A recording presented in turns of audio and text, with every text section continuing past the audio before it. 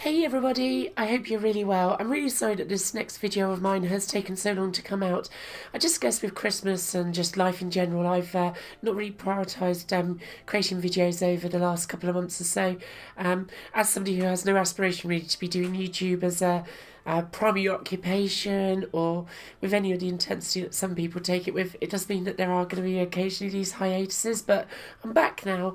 And for this off-the-cuff episode, I wanted to talk about two Amiga related events that I went to in January, just gone, and rather than talking about, oh, this happened and that happened and so forth, I thought it might be quite interesting to look at it through the perspective of, as somebody who has only just recently returned to the Amiga scene in the last year or so, after, getting on for 20 years away, and just how it compares to some of those last Amiga events that I went to in the late 90s.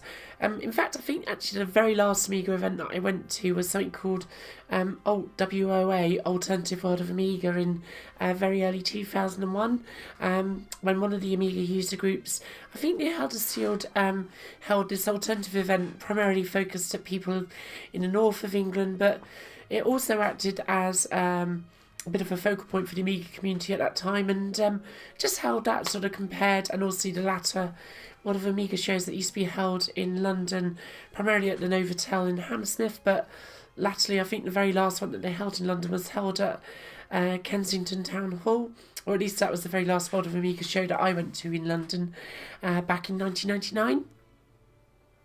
So I guess these two events had a very different feel. The ones at the end of the late 90s or so had I think a bit of a desperate feel to them. It was end of days to the Amiga, it was well past its realistic commercial lifespan. The vast majority of people were gaming on their PlayStations, and even in 99 the Sega Dreamcast had been released, and so the Amiga as a gaming platform was it was dead and buried, really, let's be honest. And so the atmosphere at these shows was pretty moribund, I would say, and also there was this sense that of frustration of where were the current owners of the Amiga taking it, and obviously in the last 20 or so years, commercially the Amiga is definitely dead. There is very little reason why you would probably use an Amiga as your primary games platform or your primary computer platform today. So, but I think the view has shifted from this sort of flagging hope that maybe something could be done with the Amiga to more of a celebration of what the Amiga was, rather than wishing for something that it could have been or could still be.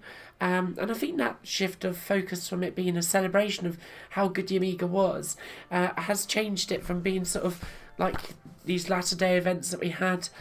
This is from the World of Amiga 98 in London. As you can see, the brochure was very small. The floor plan sort of indicates how a small affair it was, and those were the very last days, and also this is the year previous, the World of Amiga 97 show. Slightly more glossy brochure, but it's a slightly larger show I seem to recall, but ultimately it wasn't that big. It was held over 2 days, a bit like Amiga Ireland, but we're talking about sort of like the last sort of stand of the Amiga's sort of commercial lifespan at those shows, and there's a lot of frustration at those events of whether it was Gateway 2000 or Amiga Technologies or Amiga Inc. or whatever they were calling themselves that week. Frustration at where they were taking the Amiga, or not, as the case was. So these two events, Amiga Ireland and the Swag Meet, were just really a celebration of everything the Amiga still is and what it was to so many back in the day. So there was like Sensible World of Soccer competitions, Speedball 2 competitions, all things that I'm not very good at, but I took part in, and had a really great laugh at them. Got thrashed, obviously, but that's all good. We had John Boat from the Amigos podcast, who came all the way over from the east coast of America in West Virginia to be at Amiga Ireland, and he put on two Amiga quizzes, which were great fun. I had no idea that these were being streamed over the internet or on YouTube, so thank goodness, because I would have never taken part. But there was a really fun Amiga quiz which I took part in. I can't believe it, but I actually won the round that I was part of, so yeah, that was really cool, and I won some really nice Amigos podcast goodies, some swag from that, and a copy of Captain Planet, and also Michael Batalano of Cloanto had very kindly donated the very latest version of Amiga Forever, the emulation package. So really some really super lovely prizes to win, but just really had a really great time. David Pleasance, Trevor Dickinson, Matthew Lehman, Christopher from Amiga Kit were there. There's a little bit of a who's who of the Amiga, sort of like with some of the people that are there. But there was just so many wonderful people to meet who had come from far and wide, not just in Ireland. There was a few other people who came over from the UK, such as Dan and Ravi from the Retro Hour. And a few other, I think there was a couple of other peeps that had come over from the UK, but also this was a real sort of international affair. As I say, John had come over from West Virginia. You had guys who'd come over from Norway, from Germany, the Netherlands, Sweden, Greece, I think also maybe France potentially.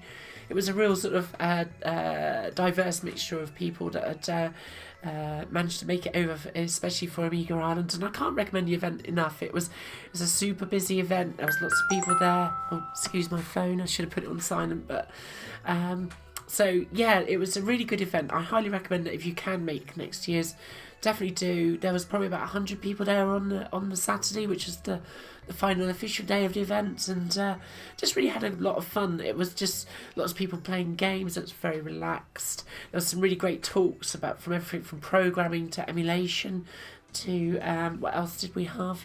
There was tutorials on lightweight 3D. Yeah, just some really good workshops to attend really at the Amiga Ireland event, and I can't recommend it highly enough. It was just a really great celebration of everything the Amiga was and still is, rather than it being this frustrating event about how this isn't being done to revive the Amiga, or like you've got warring factions like Phase 5 and Hagen Partner with their competing power up and warp up programs. You didn't have Amiga being a bunch of ineffective individuals, sort of trying to revive the Amiga when the money wasn't there to do so. Yeah, it was just a much more positive event to go to than those events that we had in the late 90s, I'd say. And the swag meet, Chip in Sudbury, over here in the UK, that was another great meet. A little bit more relaxed still than Amiga Ireland. It was less scheduled. There was still speedball competitions. There was Workbench. He was doing recapping of Amiga's repairs and stuff, and he was working like a banshee over the weekend. So there was guys who had come over from... there was one guy who I think revived a swag meeting who'd come over from Finland especially for the event, which was incredible. So that was quite amazing. But I think most of the people there were from sort of certainly the south of England. I don't think there was anybody who'd come over from Scotland or anything like that, or Ireland. But there was a few guys who come over from Wales. Also Trevor Dickinson and Michael Batalano obviously made another appearance. So it was a bit like a Amiga Ireland reunion in some respects. But yeah, it was just chock full of Amigas, from your sort of standard Amiga 1200s and 600s and 500s, but also some rare beasts like CD32s. Neil from Retro Man Cave, he brought along his Amiga 1500, which was really super cool to see after watching his videos. It was nice to see him again after last seen him at the Play Expo in Blackpool. So that was really super sweet to see his big box 1500. There was a couple of 4000s there, even an ESCOM or Amiga Technologies Amiga 4000T. So some really cool kit there, which it was nice to see working. But the most interesting thing I found above all was an original PAL Amiga 1000, the original Amiga, replete with its signatures in the case, and a really super cool daughterboard modification which had took the Amiga from 256 kilobytes of chip RAM up to a full 1 megabyte, and it had these little wires wired between the stacked RAM chips on the daughter card, which expanded the memory, and I guess these wires must have plumbed into your address lines of the Amiga to obviously allow it to address 1 mega chip RAM, because by default the Amiga 1000 can only address 512 kilobytes of chip memory. So I don't know whether it had a slightly special fat Agnes in there to be able to address the extra memory, because the Amiga 1000's Agnes is a dip package, like a sort of like a square, no, not square, rectangle package, whereas the Amiga 500 and 2000, they have a PLCC based package, which potentially allows the insertion of a fat Agnes chip, which with some in the case of the Amiga 500, some motherboard modifications, will take 1 mega chip RAM. The Amiga 1000, Amiga 2000 can support that, I think, pretty much out of the box, except maybe for possibly the West German, the Braunschweig Amiga 2000 machines. But anyway, I'm getting too in depth there. Super cool to see this lovely condition Amiga 1000 which David brought along, and also it must have been really super early, because it didn't have the Commodore logo silk screen on the front of it, which most of the Power Amiga 1000s have on it, which I always found spoiled the case a little bit. It was a little bit obnoxious with the nicely detailed Amiga logo with the double check mark and then Commodore stuck on the front. So, but this was a super nice machine to see. But other than that, it was just a really super relaxed beat. Playing games, Worms, Speedballs, Swass, a bit of Rodland. There was also some of the newer games like Power Glove. So I can't thank the Swag guys enough for, organising this event. It was really well put together. It was super friendly. There was food laid on. It was held at a really nice sort of parish hall. And it was just a really great meeting. And I'll definitely be going on to another Swag meet in the future. And again, it had that vibe of celebrating what the Amiga is today rather than what it could be or what it could have been. It was just a celebration of these wonderful machines that we're keeping alive, playing games on, doing productivity on, and I just came away feeling really good about that event. And it was really nice to meet up also with Anthony, Chris and Andrew, who I retired to a nearby pub not far from where the event was held. It was at this really beautifully done up pub, which was just the other side of the M4 motorway. And whilst the setting doesn't sound very nice, it's beautiful sort of Cotswolds-esque pub with its beautiful sort of creamy limestone. Is it? No, it's sandstone, I think. But whatever these beautiful buildings in the Cotswolds are generally built of, it was this gorgeous pub. Had a couple of drinks there, and we just spent the whole evening chatting about the Amiga, retro computing, arcades, 80s music. We was talking about Ultravox and Midure and everything. Really, it was just like a real sort of fun evening for peeps who sort of grew up in the 80s and 90s, just to sort of just talk shit really about all this stuff. But it all made sense at the time. We enjoyed a few beers, and it was 4 o'clock in the morning when we all went to bed, so a bit late, and then we was all up again at like 9 o'clock to have breakfast, which was nice. So it's been a really cool sort of January for me. I've really enjoyed it. I can only highly recommend these events enough. If you can get to something that is organised in your local area, whether it's something to do with the Amiga, or perhaps it's another retro gaming meet to do with a Super Nintendo or a Mega Drive or whatever it might be, I would suggest get along to one or organise one. It's really not difficult to get to hire these venues. I think as long as you can sort of prove that you've got risk assessments in place or whatever you have to do these days to obviously get past the health and safety requirements. So I think it's quite easy to set these events up. So I can only encourage you to do so, and only encourage you to go along to one of these things. But I think it's really positive, and it was just super cool to meet some really nice people. For people like Trevor Dickinson and David Pleasance and Michael Batalon to spend the time talking to Amiga fans like myself. And it was just a really good couple of events. So I'm going to wrap it up there, guys. It's really been super good to put another video together. I look forward to perhaps seeing you at one of these meetings, maybe Retro Revival, is it? Or is it just Revival up in Warsaw? Is happening in June, plus also the Play Expos.